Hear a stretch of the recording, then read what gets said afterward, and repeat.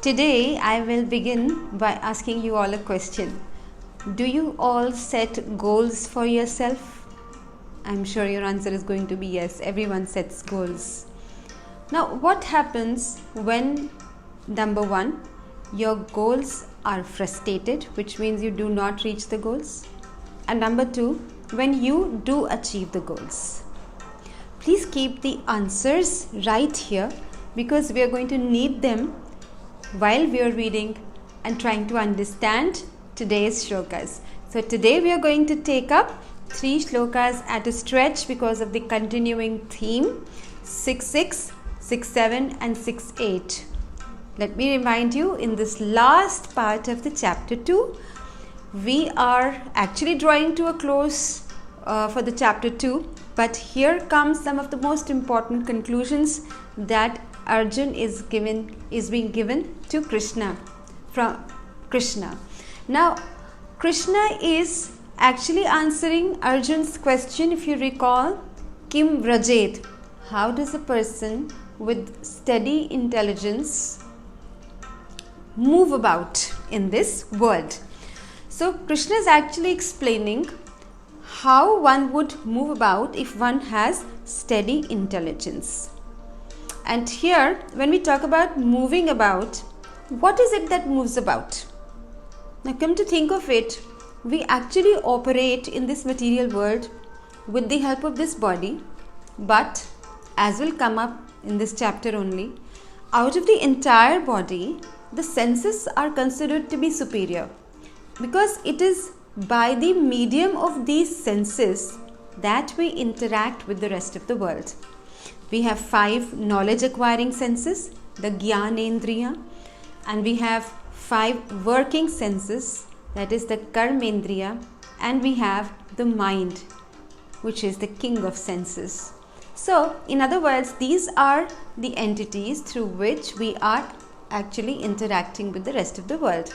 So, when we talk about moving in the world, we actually understand by it what is the manner in which our senses are moving about in the world. How are they interacting with the sense objects? Because senses have a natural tendency to move towards the sense objects. This is what we saw in some of the previous shlokas. So, that tendency of the senses moving towards the sense objects, how does it go about for a particular person? That shows how that person's intelligence is situated. बुद्धि कैसी है ये उससे पता चलता है जिस तरीके से एक व्यक्ति की इंद्रियां चरण करती हैं या विचरती हैं इस संसार में. So, आज की श्लोक स्टार्ट करने से पहले let's say other prayers. Let's express our gratitude to our spiritual master and to all the acharyas, because of whom today we are able to get this knowledge, which was earlier not very easy to obtain even by some of the most intelligent and wise of men.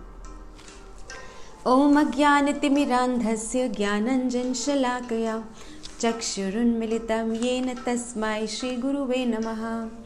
Namo Om Vishnu Padaya Krishna Prasthaya Bhutale Srimate Bhaktivedanta Swami Niti Namine. Namaste Saraswati Deve Gauravani Pracharine Nirvishesh Shunyavadi Paschatya Deshatarine. Jai Shri Krishna Chaitanya Prabhu Nityananda Shri Advaita Gadadhar Shivas Adi Gaur Bhakta Vrinda. Hare Krishna Krishna Krishna Hare Hare, Hare Rama Rama Rama Hare Hare. So speaking out this magic mantra gives you so much confidence, because in this magic mantra we are actually praying to Krishna and his energy, that is Radharani, to engage us in their service. And as we will see, this is the central theme of Bhagavad Gita. When Krishna talks to Arjun about how a person becomes steady in intelligence, or when he explains the different types of yoga systems, we see that he comes to the conclusion that a person can perfect his life if he serves Radha and Krishna. That is the goal. And this is what we are going to be talking about in 2.6, which reads as follows. Krishna says to Arjun, Nasti buddhir ayuktasya, nacha yuktasya bhavana, nacha bhavayatah shantir, ashantasya kutah sukham. So this is actually a rhetorical question being put by Krishna to Arjun. Where is the happiness? Where is the bliss that you're seeking? Kutah sukham.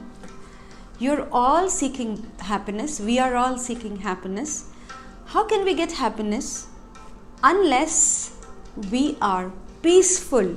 So let's go back, let's go retro in this particular shloka.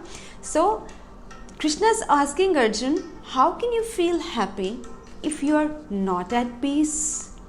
And how can you be at peace if your mind is not steady? It's always running about here and there.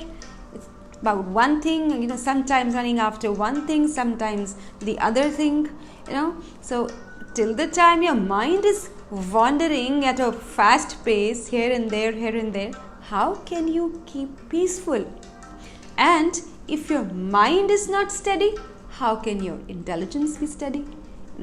So the point is, the mind can be kept steady by the intelligence, by the transcendental intelligence. In other words, if one has transcendental intelligence, then the mind will be steady because intelligence controls the mind.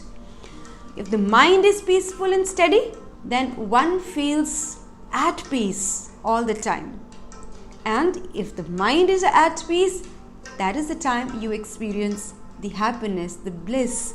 Now this is something that we all have experienced in our life.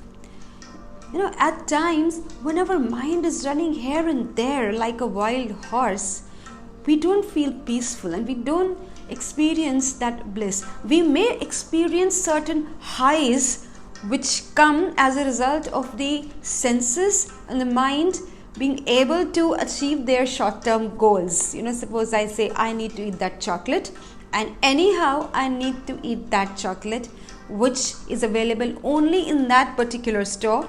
So a person drives over to the store, however far that store is, reaches, takes the chocolate, eats it, elated for the time being, feels a high. I'm able to accomplish what I thought.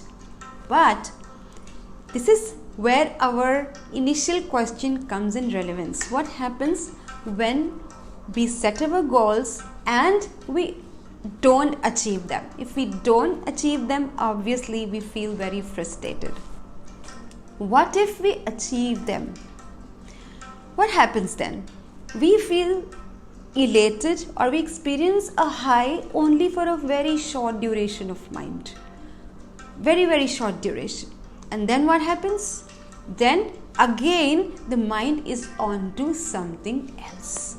It says, no, this is not it. There has to be something else, So you see, the senses which are always coming in contact with the sense objects create desires for the mind to fulfill. And the mind is always running after these desires, one after the other.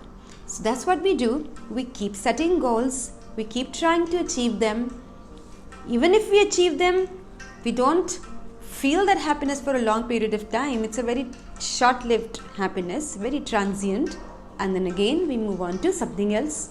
And then again, something else. And every time we achieve a goal, the mind tells us, no, this is not it. There has to be something more. I'm missing that point. Where is it? What is it that I'm looking for? Haven't you experienced it? Be honest with yourself. I know. Because whenever we are seeking things out in this material world, we never get that feeling of permanent satisfaction. The satisfaction is very temporary. After that we are again looking out for something else. And that's what Srila Prabhupada tells in his purport. Srila Prabhupada has made a wonderful insight in this purport by saying that disturbance is due to want of an ultimate goal. You see, our mind is always disturbed because we lack an ultimate goal, right? And when one is certain that Krishna is the enjoyer, proprietor, and friend of everyone and everything, then one can, with a steady mind, bring about peace. So you see, Srila Prabhupada tells us, he's actually relating this to the shloka number 5.29, which is also popularly called the actual peace formula for the world, because in 5.29 Krishna says that I am the owner, the proprietor, and the enjoyer, right? And I am also the ultimate friend to all living entities. If one comes to understand that point and comes to realize that point, one can never be not at peace. So you see, so Srila Prabhupada is telling us here that unless a person like me, like you, doesn't have an ultimate goal to connect with Krishna, to serve Krishna, to make Krishna happy, till that time we will just keep going here and there, completely disturbed, because no achievement will actually make us happy and satisfied, right? And when the mind is invested in Krishna, that's the only time, that's the only position of the mind that we can be actually peaceful, because then we are not hankering after one thing or the other in this material world. Well, you might think of it like this, that this seems pretty boring, just trying to please Krishna. What happens to me? What happens to my enjoyment? Well, actually, we don't understand this, that Krishna is the supreme enjoyer and we are his parts and parcels. If he enjoys, then we also enjoy, and that enjoyment is eternal. The enjoyment that we receive from the senses coming in contact with the sense objects in this world, the material things in this world, is very temporary, and that's what keeps us always going randomly from here to there in this material world. So the ultimate satisfaction comes when we satisfy Krishna. Just like we discussed earlier also, if the food is given to the stomach, the hand is also nourished, the eyes are also nourished, the feet are also nourished, right? So that's the basic principle behind this. So here we try to understand this, that ultimately we need to make Krishna our ultimate goal, and that's the only way we will be able to achieve real happiness and peace. Now, there are some people in this world who think that desirelessness or absence of any goal to be achieved is what gives peace and happiness. Now think of it.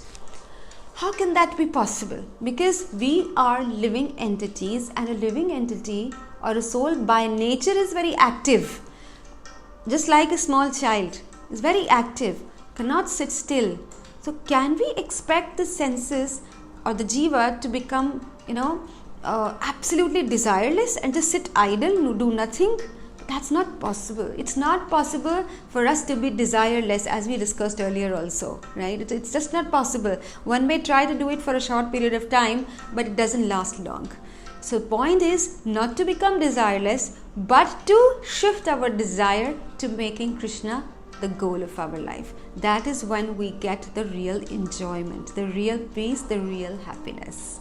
So Srila Prabhupada is also saying that there are many people who are not connected to Krishna, but they make a show of becoming very peaceful and being very happy. You might have seen many people around you, they're not connected with Krishna, they're not connected with God, but they always are wearing a smile on their face, and they seem pretty much at peace with everything in their life.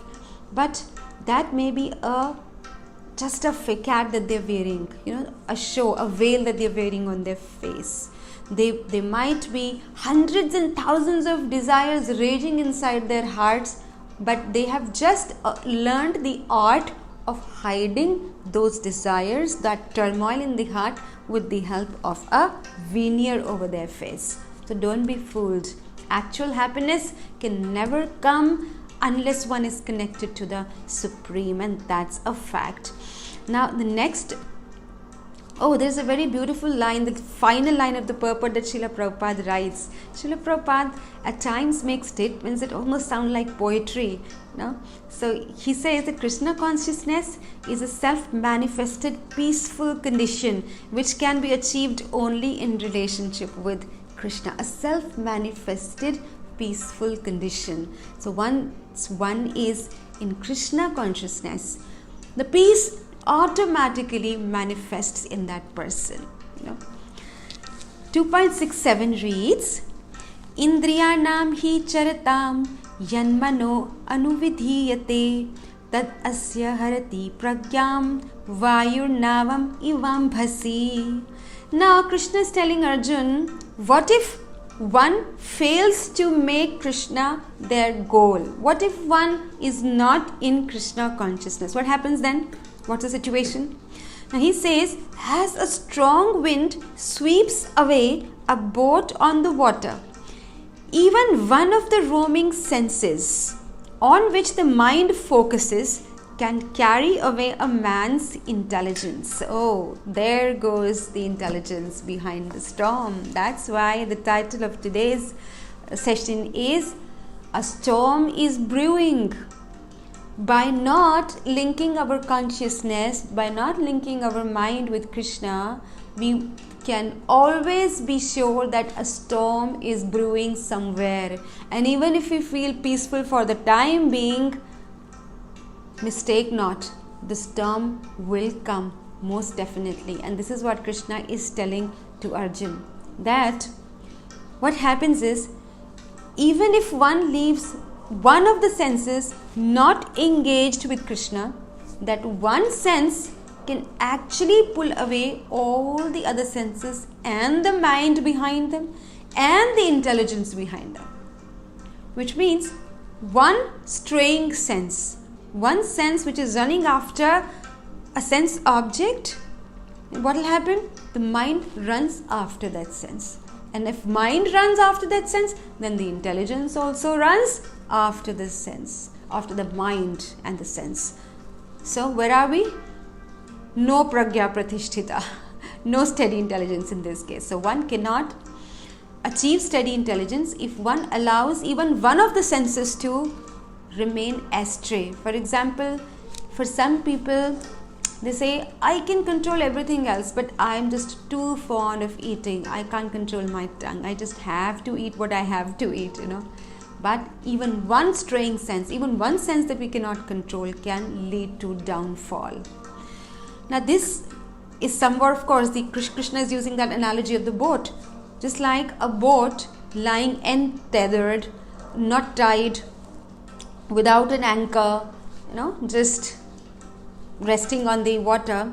If a storm comes, and here actually what is a storm? Storm is the unfavorable winds of the desires of the senses.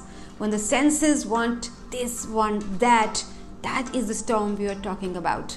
Because if you have allowed even one sense to roam about, charan, so Krishna says here, Indriyanam hi charatam. So if we leave even one sense to, move about, to roam about freely in this world, okay, do what you want to do, what will happen? It will pull everything else with it.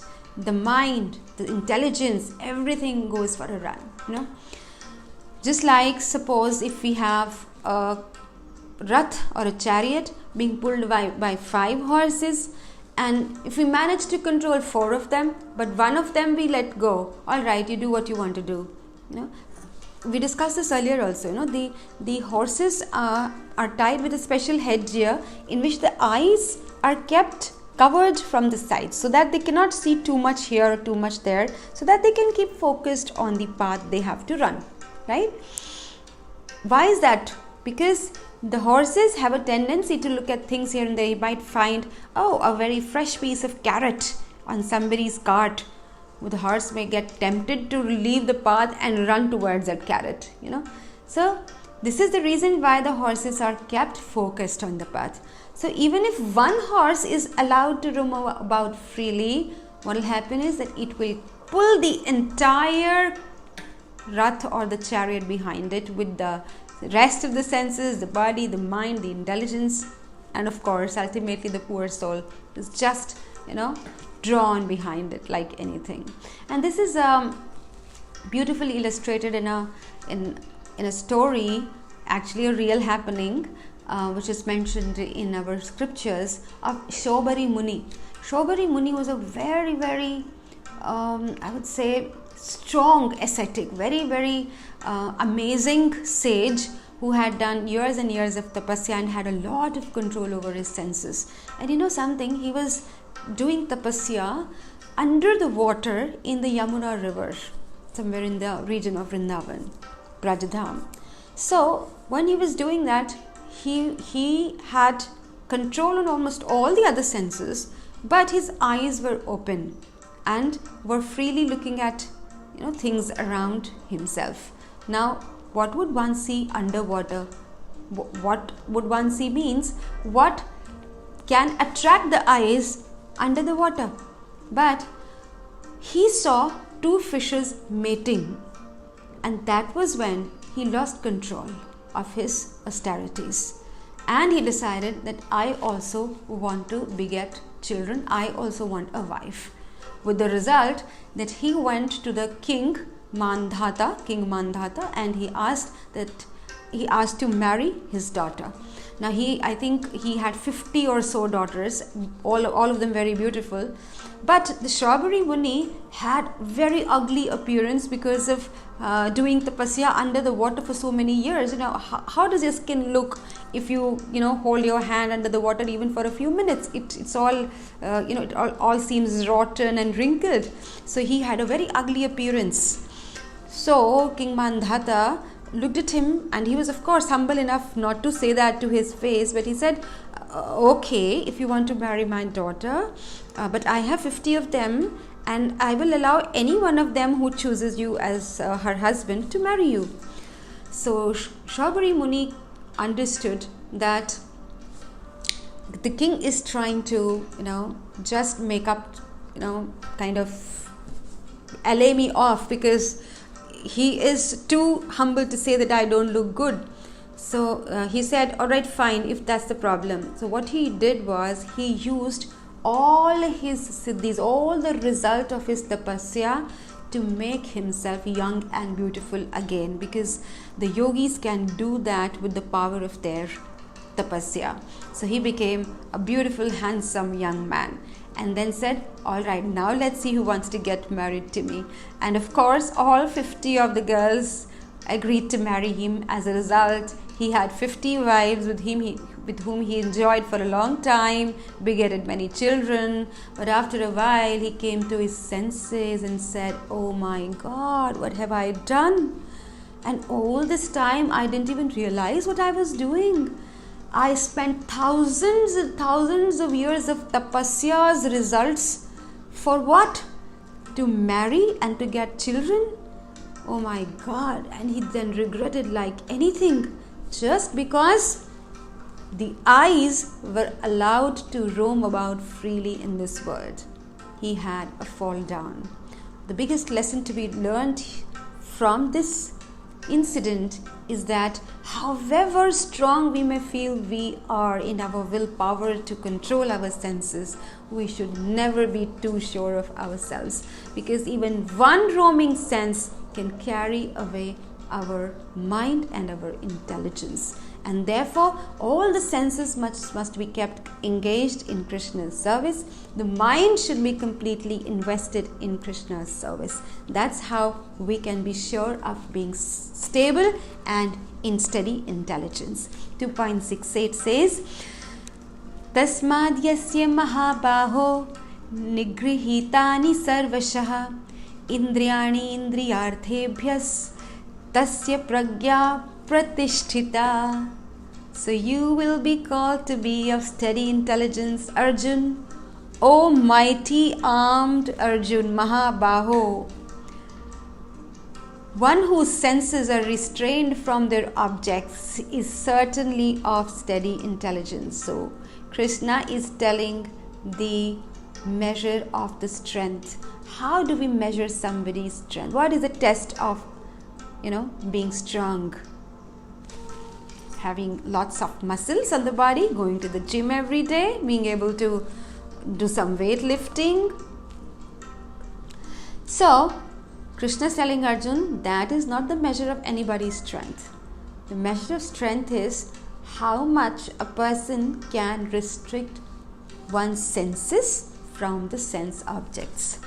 That is the measure of the strength of that person. And now Arjun, you are mighty armed.